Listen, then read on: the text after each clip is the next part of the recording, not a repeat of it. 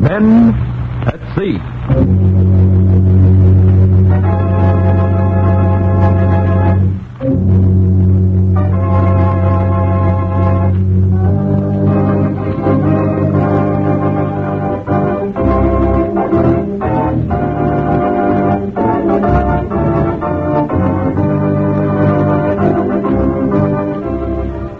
The National Broadcasting Company, in cooperation with the Warshipping Administration, presents the fourth in a new action series, Men at Sea.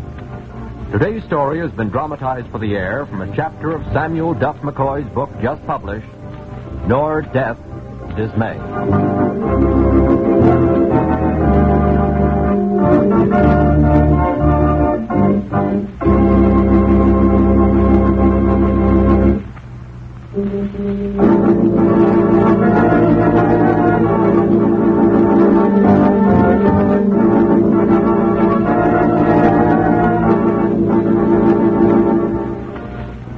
This is the story of a merchant ship, of an old hog islander launched just too late to serve in the World War I, but who lived to serve in World War II.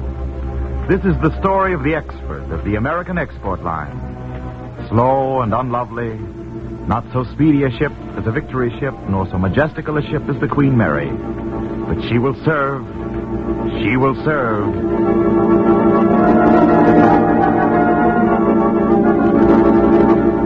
The speed of the expert is 9 knots, which never took anyone's breath away. But the action that 9 knots drove her into was as swift and deadly as any to be found on an ocean not unaccustomed to swift and fatal action. Therefore, we're going to tell this story in a way calculated to make you see vividly, as in a living picture, the action and the scenes of this chronicle. You're going to hear our play, and you're going to see it. Now do this. Close your eyes and sit back. There's a wall of darkness in front of you. That'll be our screen. Our voice will be the projector that will illuminate that screen. We're going to project moving, living pictures on that screen for you. Ready? Then follow the camera with us. Here is an action in the North Atlantic. Action in the Arctic. Here is the story of American export cargo ship Exford. Follow the voice of the camera. Listen and see. See. Sequence 1. Exterior. Full shot. A steamship here on the Atlantic seaboard. Much industry. Smallish, oldish merchant ship being loaded. Cranes, longshoremen. On the pier are neatly stacked boxes, thousands of them. Military guards are about and watchful. Dissolve to close-up. Close-up of neatly stacked boxes. All of them bear the same neat stencil, TNT. Dissolve interior shot. Dissolve to the port officer's office. The port officer and Captain Roy Ulrich of the Exford are in conversation. How soon do you think you'll be able to clear, Captain Ulrich? We're trying to keep traffic moving pretty briskly. We sail in half an hour, sir. Perhaps sooner. Fine. Splendid. Well, that's all then, Captain, except my very best wishes. Thank you, sir. Only you needn't be quite so melancholy about it. Oh. Sorry if I was pulling a long face. You were. Well, sorry. A weakness of mine. I seem to take these TNT and high-octane cargoes a lot more seriously than you shipmasters. I'm not worried. I'm joining a small convoy in New York and probably travel with a big one all the way from Iceland to Archangel. I'd feel better about you fellows if you carried armaments of some kind, though. Well, that would be nice, but we've got a good ship under us. A lot of sinkings lately in the North Atlantic, Captain. That's a cheerful thought for today.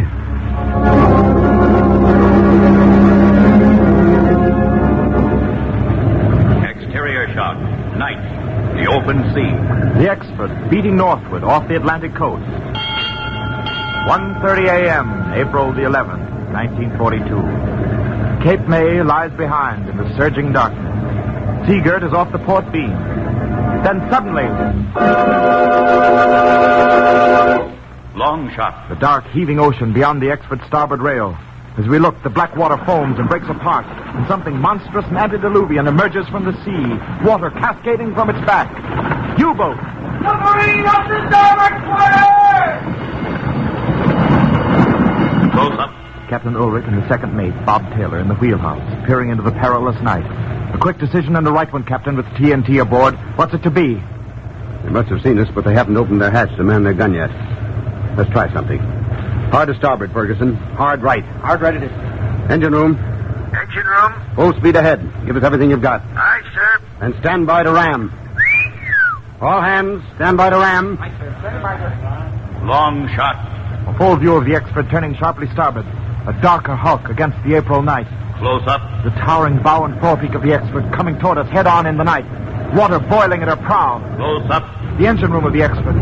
Pounding, shining pistons of the expert's reciprocating engines. Pounding, thrusting, pounding, thrusting. Pounding to ram, thrusting to ram. Pounding, pounding, driving. Close up. The conning tower of the U-boat. The hatch flies open. Close up. The Nazi officer in the hatchway, the whites of his eyes shining wildly in the darkness with horror and unbelief. Gott, dieser Narren. Achtung! Achtung! Long shot. Full shot. The expert bearing down on the U-boat as the submarine desperately spends her buoyancy, diving, trying to escape. The conning tower's almost submerged. Now only the radio antennae are above water. Then... Close up. the looming, towering cutwater of the expert charging toward us. Black vengeance out of the black night. Now the black bow is upon us. A churning blur of foam, spume, water thundering against the hull of the expert. Bow waves like black glass whirling astern. Behind that charging prow, 400 tons of TNT. Close up. Interior. The wheelhouse. I'm afraid we've missed her, Taylor. Crash dived on us. We gave her a scare, though. Too bad. Yes, even if we were taking a terrible chance at it. I want to pay them back for the Robin Moore, that's all. I understand, Mr. Taylor. Yeah.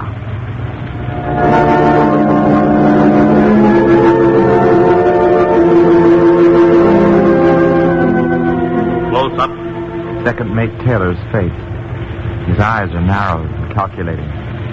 This is Bob Taylor, one-time mate of the Robin Moore, first American cargo ship to go down before the Nazi onslaught. Now, second mate of this, the expert. He will not forget. Fade out slowly.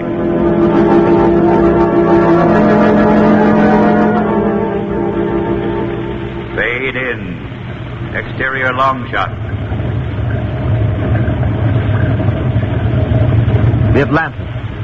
Far, far as the eye can see, the ocean is filled with merchant ships plowing steadily eastward through the icy water, shepherded by the watchful cruisers, destroyers, and corvettes.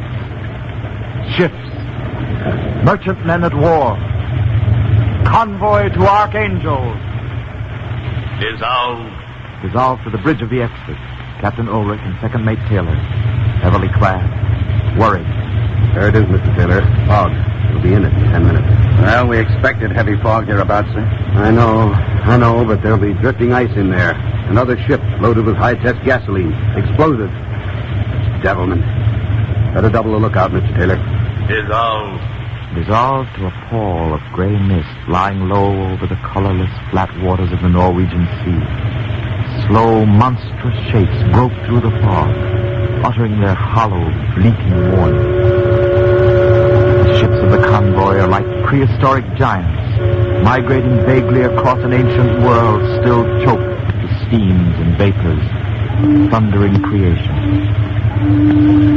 Convoy for Archangel, brushing the clogging fog from its eyes and plodding stolidly north-northeast. And far away, over the starboard rail, Norway, occupied Norway, and the Luftwaffe. And straight ahead, almost under the bows of the expert, Medium long shot. the sea, dead ahead of the expert. But the sea does not move like water. It lies still and cold, still and white and hard as iron. Ice. Floating ice. Drift ice! Drift ice! Get ahead! Engine room. Engine room. Full speed astern. Close up. The engine room of the expert. Great pistons slow down. Maddening deliberation. Hurry, the ice is close. Hurry. The engine stops. Then slowly reverse. Gather speed and power. Faster. Faster. Hurry.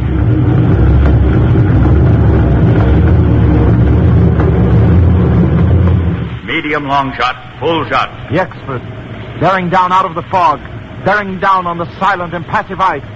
Closer. Closer. Close up. Collision!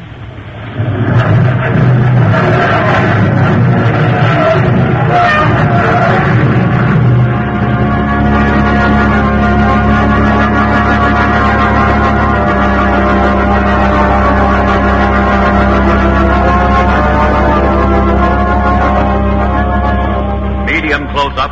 The fog-shrouded bridge of the expert. The damage is being surveyed. The course of action decided. Whole forepeak smashed in, Captain. Stem broken beyond hope. Forward hold flooded.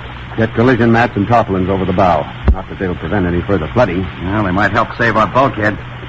Any forward speed might burst the bulkhead, and we'd be wide open to the sea. Look there, Mr. Taylor. They're signaling us back from the cruiser. Long shot.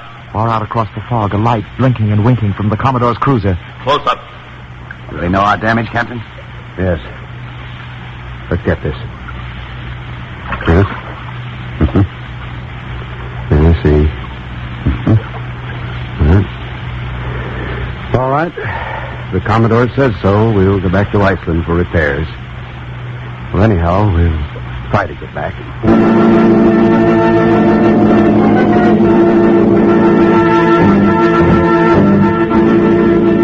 Fade in. Close up. The blinding, hissing spark of an electric welding torch. The molten steel boiling from the feed rod to join the steel of the new bow of the expert, convalescing in Iceland and doing better than can be expected.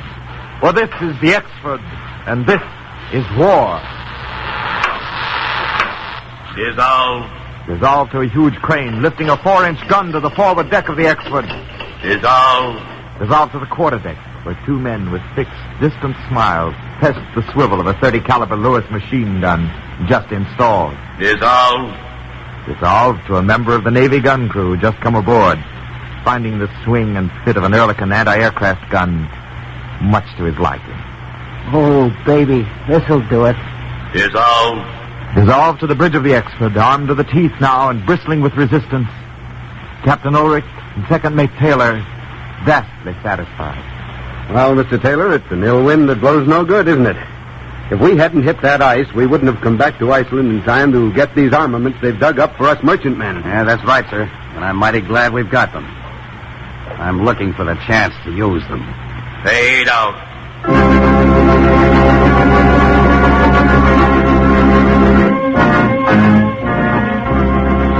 Fade in. Panoramic shot. To sea again. A new convoy, enormous and rich. The new convoy's a juicy plum for the Nazi raiders when they come, and come they will. But they'll have to break the skin of this plump prize to discover that the flesh is bitter, poisonous.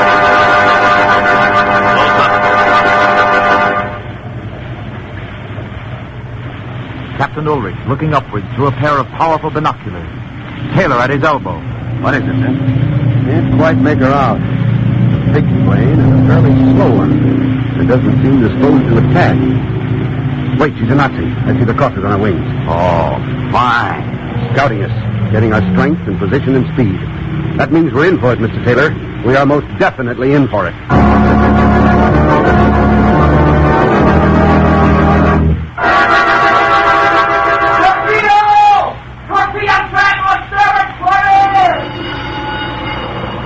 Break your course, Ferguson. Aye, aye, sir. Talk like animals by Nazi submarines.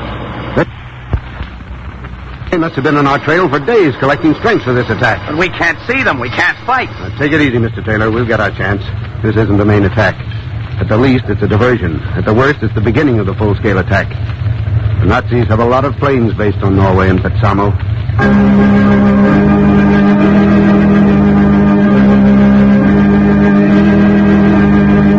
Long shot. Panoramic shot. The Arctic Sea. The convoy. Another dim morning following upon another dim Arctic night. The submarines still trail the convoy. Everyone knows it.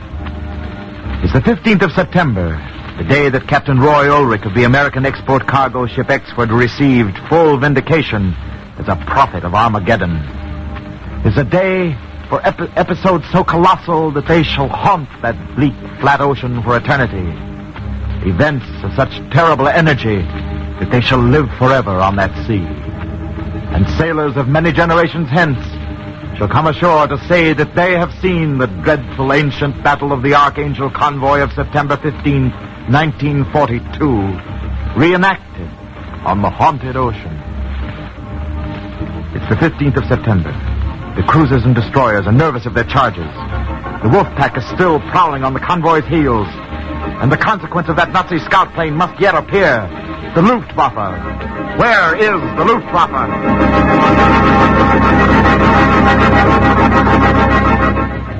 Medium close-up. Moving shot. Something that leaps and skitters through the gray water, out of nowhere, going somewhere. Torpedo! Torpedo! Steinberg, port bow! Medium shot. The men of the Exford rushed to the port rail to watch the long gray death slip past them. Past them toward the big Russian tanker 1,000 yards away. Long shot. The Russian tanker suddenly disintegrates in a bright welter of flame and smoke and debris. And 3 seconds later, the thunder of the explosion rolls across the water.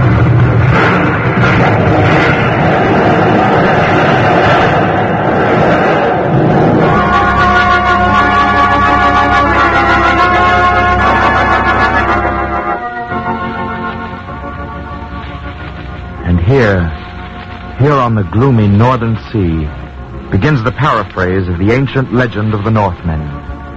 Here in the pearly half-light of this desolate world begins the battle of the giants, the Ragnarok of Norse mythology, but real and deadly. Ragnarok, the twilight of the gods. Here's the paraphrase of the conflict between the enormous powers of evil, the gigantic powers of good. This is the fearful day. Now does the wolf Fenris break his bonds.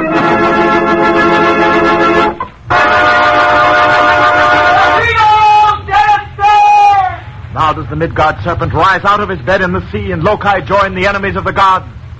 Achtung! Torpedowaffe! Achtung! Montage.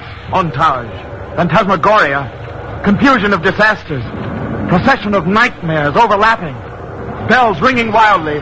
Men leaping to their battle stations. Close up. Corvettes crashing through the gray water, firing furiously. Close up. A destroyer. Depth charges. Tin cans flying to the right and the left from the Y guns. Giant geysers of water hunching lazily upward. Aerial shot. The convoy. Ships like panicky bugs breaking course. Zigzagging here and there. Dissolving here and there in roaring columns of flame and smoke. Close up. Moving shot. Torpedo again, streaking stupidly, impersonally through the dead gray water. Close up. The sailor, paralyzed with horror. He opens his mouth to cry a warning. Ah! The crash of torpedo contact. A column of water and flame, hiding the sailor. Long shot. A cruiser charging through the boiling water, turret guns blazing and bellowing. Moving shot. Close up. Torpedo again. He's alive with the long, slim death. Then, oddly, terrifyingly, another torpedo crosses the wake of the first torpedo. Alive with death, the sea reeks and squirms with murder. Long shot. The innocent ship flies to pieces in a howling display of sound and streaking, sparking fire. Panoramic shot. The entire convoy firing. Mushrooms of heavy smoke squat motionlessly over some of the vessels. Full shot. Moving. Destroyer and depth charges. The lazy water spots again, and the destroyer whips around on a new leg of its depth-bombing pattern. Close up. Tons of water, crashing back into the sea, swirling, eddying, foaming. Then... Close up. A blob of oil widening on the water. Then a wooden grate sidling to the surface. The blood and the bones of the Midgard serpent, risen from the evil muck. And now, the consequence of that Nazi scout plane in the sky. On the horizon, a thin black line racing toward the convoy. Nazi bombers thundering out of the mists of Norway to join the wild, weird battle in the north. Medium close up. Full shot. Nazi dive bomber. Ugly. Efficient. Others stepped up behind it and to the left. Close up. Nazi pilot. Wooden face. Inscrutable. Looking down. Long shot. Aerial view. The scattering convoy. Flame. Smoke.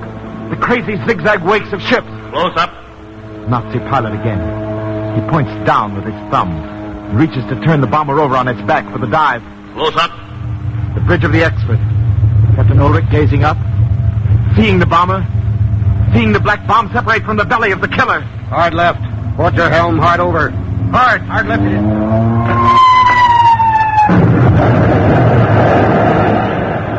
Near miss. The Exford leaped sidewise through the water, shaken but unhurt. Close up.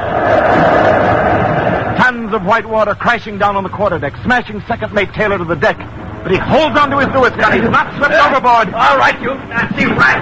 Let's see you try that again. Let's see you make another pass like that. Come on! Panoramic shot. Convoy flinging up a curtain of anti-aircraft fire. Ship burning. Bomb bursts in the water and stop hitting their target. Medium long shot. Full shot. A British escort carrier. British fighter planes racing down the flight deck, rising steeply into the air. Another plane being wheeled to the starting line. Close up. The Exford's Ehrlichen gun blasting away steadily, defiantly. Close up. Second mate Taylor alerted his machine gun. He's following something down through the sky. Suddenly, he's tense, eager on the trigger, swinging the muzzle around and upward, and waiting. Suddenly, the battle ceases to exist for second mate Taylor of the Exford. Only one enemy, that dive bomber slanting down at him. Only he exists, and he only to be the object of Bob Taylor's vengeance for the lost Robin Moore. There he is up there, suspended in space, suspended in silence, rested in time.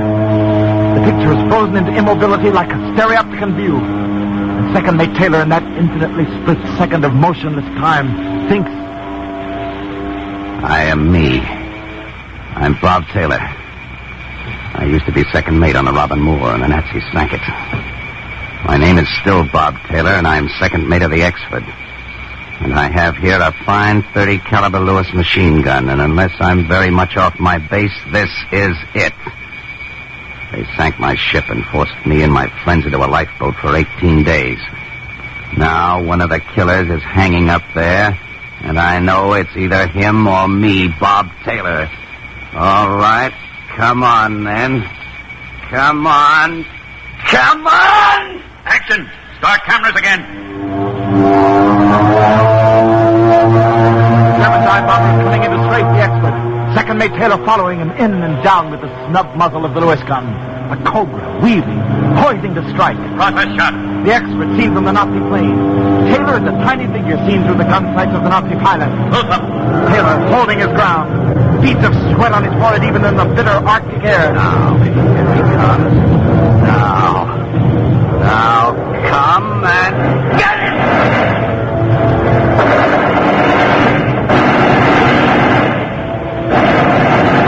Taylor whirled, still firing, his teeth white and bare in the wintry gloom, in the gloom of battle. Firing, pouring it in.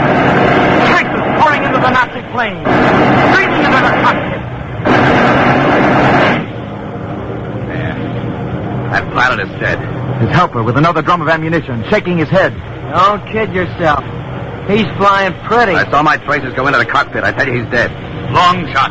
The Nazi plane, circling easily, gracefully, nonchalantly, for another pass at the Exford. Then gracefully, so very gracefully, so nonchalant and casual, it dips over one wing, rakes the water like an idle canoeist trailing fingers daintily in the smooth lagoon, and slices over into the sea with a blinding flash. Close up. Second mate Taylor, once of the Robin Moore, now of the American exporter Export, standing at his gun. No smile, no triumph in his voice. I told you that pilot was dead. No triumph, only fulfillment. That's for the Robin Moore. He looks up at the sky, and now at last he smiles. Long shot. The sky. The enemy bombers are in full retreat. The British planes from the escort carrier have done their work. The ack from the merchant ships and warships have taken their toll.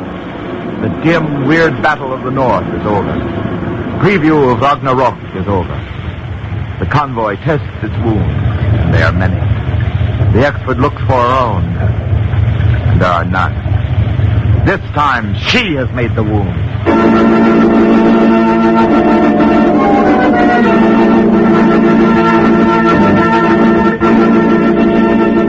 Dissolve. Close up. Dissolved from the Exford to the logbook of the Exford. Captain Roy Ulrich writing carefully. September 21, 4 o'clock. Arrived Archangel. Made fast to discharge cargo. FWE. FWE. Finished with engine.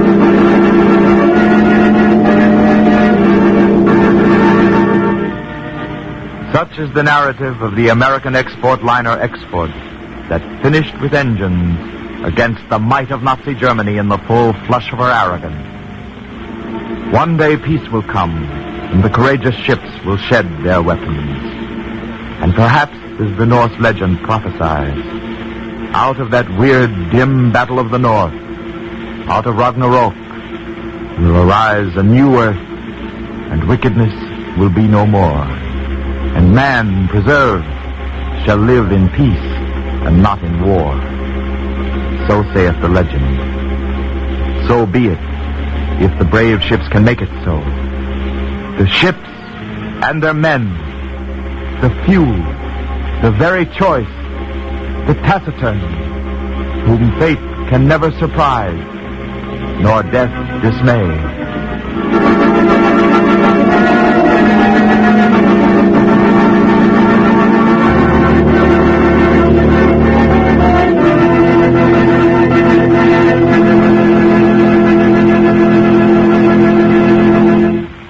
The saga of the Expert might have been quite different.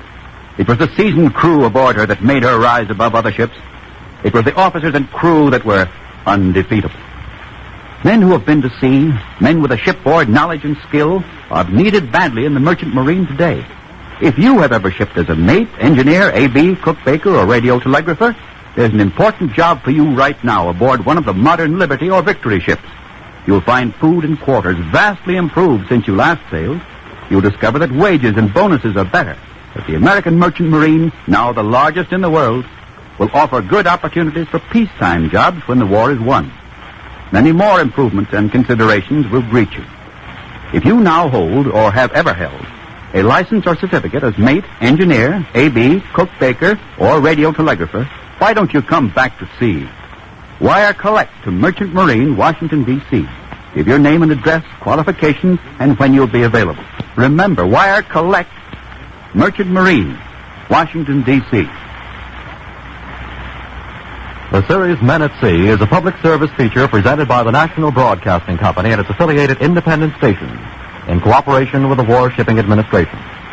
Today's script was dramatized from a chapter in Nor Death Dismay by Samuel Duff McCoy, a book just off the press. The dramatization was by Milton Geiger. In the cast, Barry Kroger was the narrator. Others included Stotts Coatsworth, Ted Jewett, Howard Smith, Owen Jordan, Barry Hopkins, and Martin Brandt. The production was under the direction of Herbert Wright. This is the National Broadcasting Company.